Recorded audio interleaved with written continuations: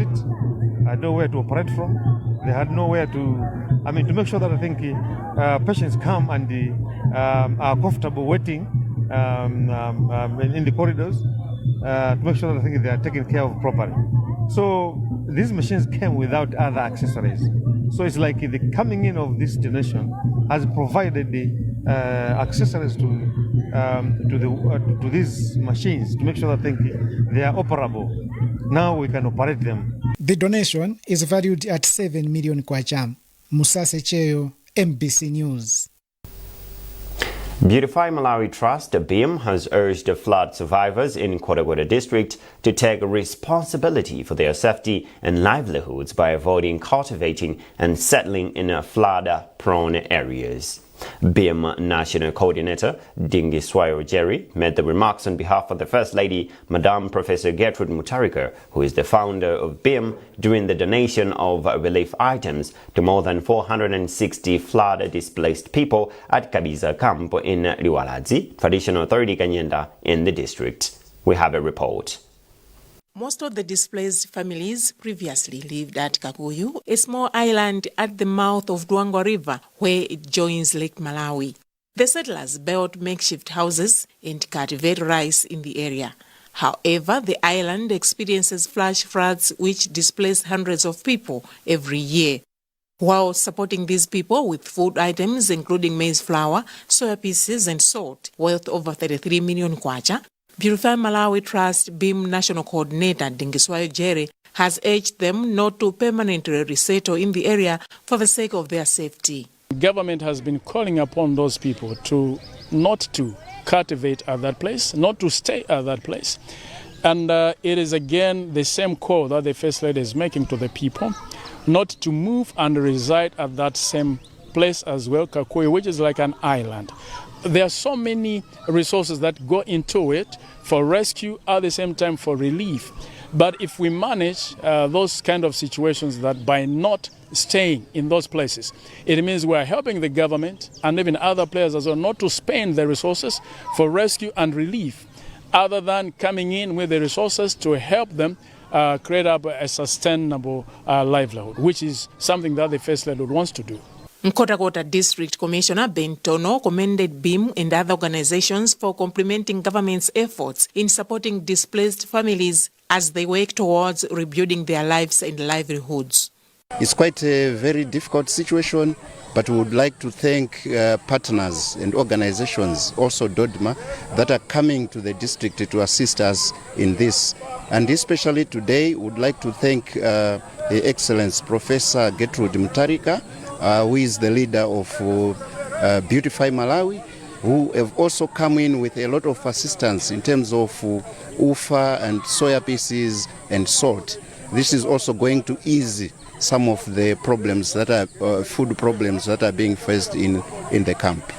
One of the beneficiaries, Judith Mlenga, appealed for financial support to enable the affected families venture into small-scale businesses as they resettle. It's difficult to fend for our children. As our councillor has said, we need financial support from the government and other well-wishers to enable us to embark on small-scale businesses for us to maintain our families. The rains are still here. We can find a place and cultivate crops like cassava or legumes. Though we have lost all our crops, we can recover them once we receive the support. Currently, Nkhotakota District is managing 4 displacement camps that remain occupied following the closure of 10 others, as some families have returned to their homes. Doreen Sonani, MBC News, Nkhotakota.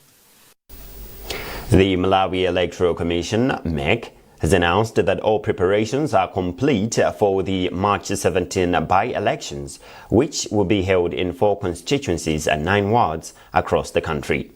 MEC Commissioner Emmanuel Fabiano disclosed this during the official launch of the by-elections at Kasia Teacher Development Center in Lilongwe. Fabiano has since encouraged eligible but unregistered voters to register, as voter registration is scheduled to run from Saturday, January 31 to Thursday, February 6. Fabiano explains. People know that there was supposed to be an election of a councillor. This did not take place because the only candidate passed on. And therefore, we are telling people that the position that was supposed to be filled has to be filled. And it will be filled through a by-election. And that by-election will take place on the 17th of March this year. The launch of the by-elections in all constituencies and in all wards across the country were launched by the chairperson on the 15th of January. And we are going to the respective constituencies and wards to remind people of the requirements for people that want to stand as candidates, as well as people that will vote. For example, there are some people who never registered to vote for the 2025 general elections. They have an opportunity to register to vote if they qualify to register to vote. The Anti-Corruption Bureau, ACB, is keeping in custody officials from the Greenbelt Authority and several contractors over alleged corruption involving the awarding and payment of irrigation contracts under the Greenbelt Initiative. Those arrested include Greenbelt Authority Director of Finance and Investments, Linda Perry, Procurement and Assets Disposal Manager, Masao Togamoa, and Infrastructure Development Manager, Snowden Kaoti. The SCB has also arrested contractors Kenneth Konje of Einstein Construction Limited, Victor Jabwera of PLMB Engineering Investment, and Efron Imunitete of EMD Consulting Engineers. According to the Bureau, investigations followed a complaint received in November 2025 alleging that contracts were dubiously awarded and advance payments made for the construction and rehabilitation of 4 irrigation schemes in Karonga, Nkatabe, Mangochi, and Chikwawa districts. The Bureau said investigations have established that 36.78 billion kwacha was paid to the companies without performance bonds and using fake work certificates, with some of the funds allegedly withdrawn in cash and used for political campaigns, while some were paid to Greenbelt Authority employees. The Anti-Corruption Bureau has further indicated that it is in possession of warrants of arrest for additional suspects and has assured the public that investigations into other high-profile corruption cases are ongoing. Now, Rumpi District Council has commended Matunka Development Trust for launching maize distribution exercise targeting 251 hunger-affected households in Mzimba and Rumpi districts. District Disaster and Risk Management Desk Officer for Rumpi, Kondwani Nyirenda, said the initiative is a milestone in complementing the government's efforts in supporting communities that are facing hunger due to erratic rains experienced during the last growing season. Rudolfo Nyirenda has a report. Speaking in Rumpi during the launch of the maize distribution, Kondwani Nyirenda said government is also planning to distribute maize to over 2,500 households in the district. However, Nyirenda said the process may take some time due to logistical challenges.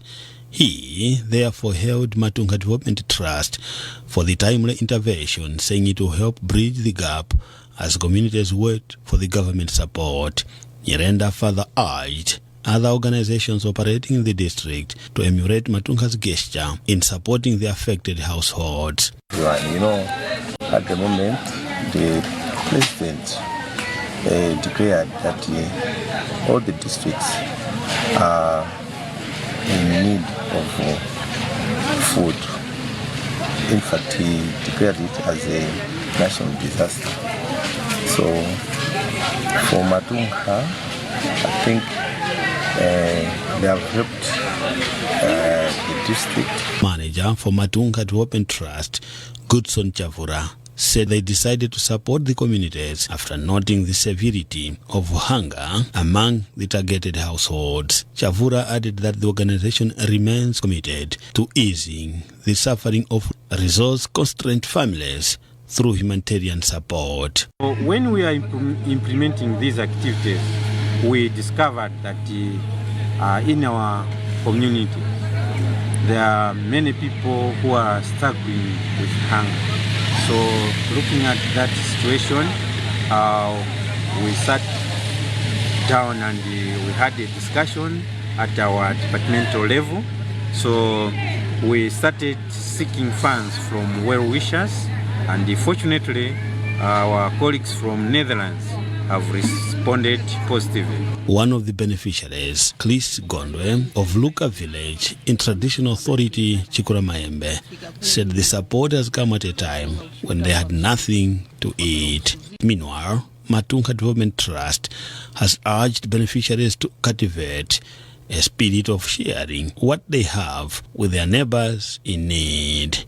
The maize was procured with the support from their donors in Netherlands. Rudoviko Nyerenda, MBC News, Rumpi. This is MBC News, a reminder of our top stories. Second Vice President Nkhani donates assorted items to facilitate operations in the X-ray department at Rumpi District Hospital. The Malawi Electoral Commission completes preparations for the March 17 by-election. Extra time.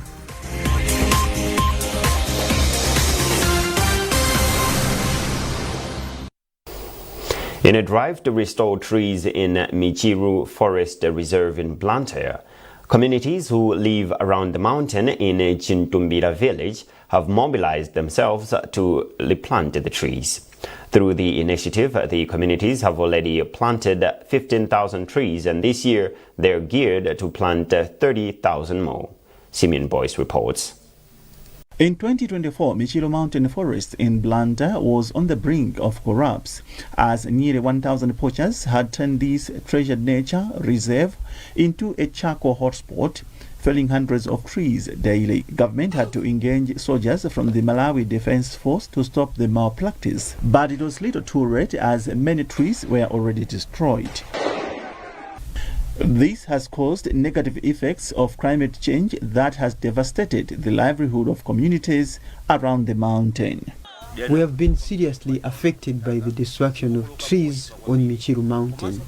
For example, last year we received heavy rains which caused flash floods that damaged houses and people's property. To address the situation, the 30-year-old man from Chintumbira village, Pilani Wenzulo, embarked on a 10-year project aimed at restoring trees in Michiru Mountain. Wenzulo, who works in the field of environment, is using his personal resources to buy tree seedlings and distributes them to members of the community who volunteer to work for the project for free.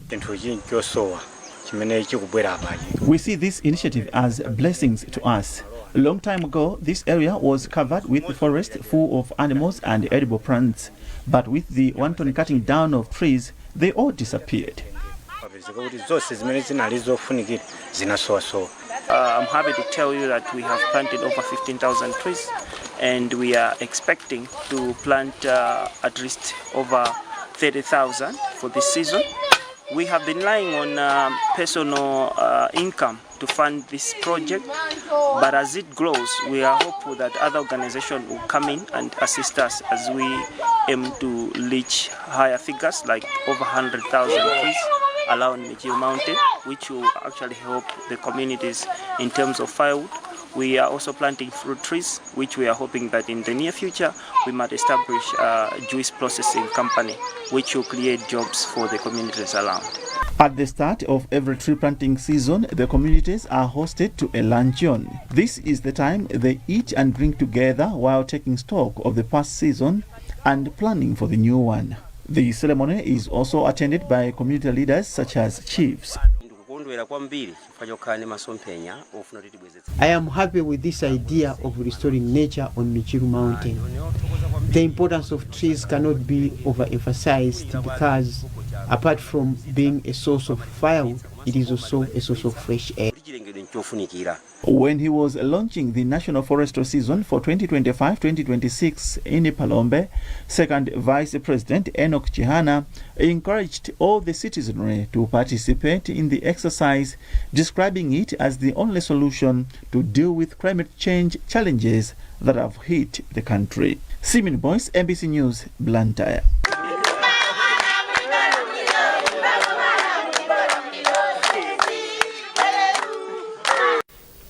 The influx of substandard electrical materials in the market and the presence of unlicensed technicians is said to be affecting durability and standards of electrical works.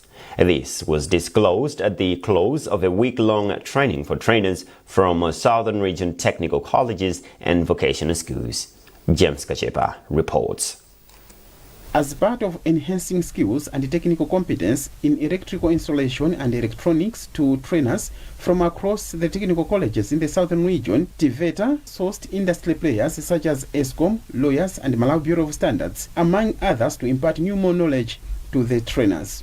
In his remarks, Director of Occupational Safety and Health in the Ministry of Labour, Goodluck Kayange, raised hopes for improved service delivery in the colleges. Issues of safety, issues of standards, issues of regulations are very important. So going forward, we hope our electricians have learned something, and in the end it will also help Malawi. We will not be seeing those illegal kind of connections in our homes. But the training was very important, both for regulatory purposes as well as professionalism. On her part, TVETA Regional Service Manager for South, Concepta Bamos, said they organized the training to fill gaps, adding that plans are underway to reach out to other professional disciplines, including tailoring and fashion design. As TVETA and the TVET sector at large, we have a role to play to ensure that Agenda 2063 is achieved. So electrical installation is a hazardous area where our trainers need to be serious about safety. They need to deliver it to our students and ensure that Malawi is getting artisans that are safety conscious. In a reaction, Jafet Chauluka, a participant from Comboni Technical College, described the training as an eye-opener. This will help us as trainers in various technical colleges to train our students so as they are conversant with the Malawi standards. The week-long training took place at Sochi Technical College in Blantyre. James Kachepa, MBC News. In sports news, Senegal are champions of Africa after beating hosts Morocco 1-0. Paraguay scored the only goal in the match in the 4th minute of extra time following a goalless draw in a regulation time. December with 24 teams. In other news, European leaders have condemned US President Donald Trump for imposing a 10% tariff on goods sold to the United States. French President Emmanuel Macron has described the move as unacceptable. Telson Magombo with the report.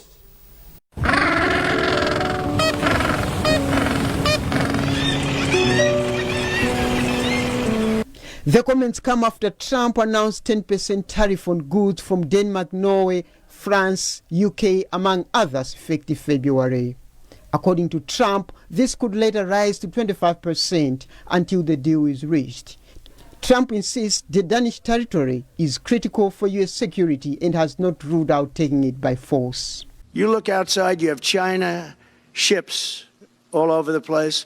You have Russian ships all over the place. We're not letting that happen. Trump's threat to take over Greenland brought EU leaders together for a meeting that tempted few countries from the bloc, sending troops in what they called a reconnaissance mission. Meanwhile, thousands of people took to the streets in Greenland and Denmark in the protest at the proposed US takeover. This is important for the whole world. There are many small countries. None of them are for sale. We're protesting against the orange dictator in the US who is trying to bully his way to undermine the sovereignty of the Greenlandic people and take away their right to decide who they want to be part of. Greenland is sparsely populated but resource-rich, and its location between the North America and Arctic makes it well placed for early warning systems in the event of missile attacks for the monitoring vessels in the region. Tosin Magombo, MBC News. And that is it from our newsroom this morning. A recap of our top stories before we leave. Second Vice President Nkhani donates assorted items to facilitate operations in the X-ray department at Rumpi District Hospital. The Malawi Electoral Commission completes preparations for the March 17 by-election. Extra time.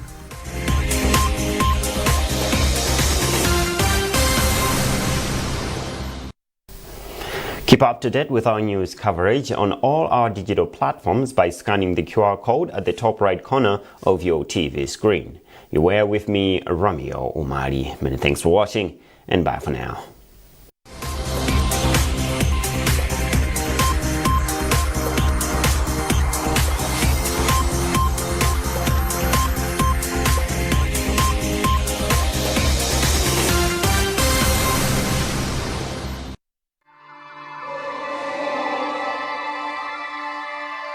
Declining tobacco sales have steered Malawi on an unexpected journey to find a new crop.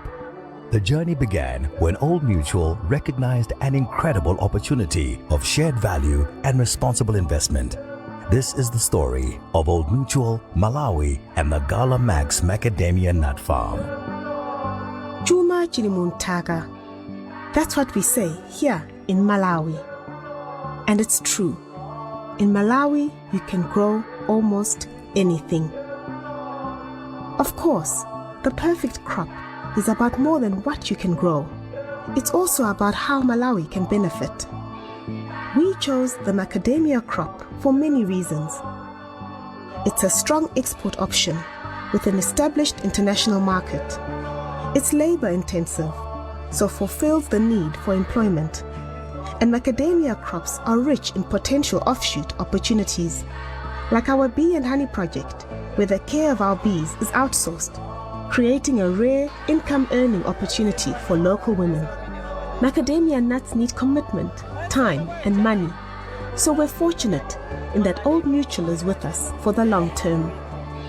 The scale of Gala Mac Farm offers Old Mutual a sustainable agricultural investment opportunity, amplified by the use of advanced agri-technology and a progressive management team, and resulting in an investment that delivers real inflation-beating returns, diversification, and a natural hedge to volatility.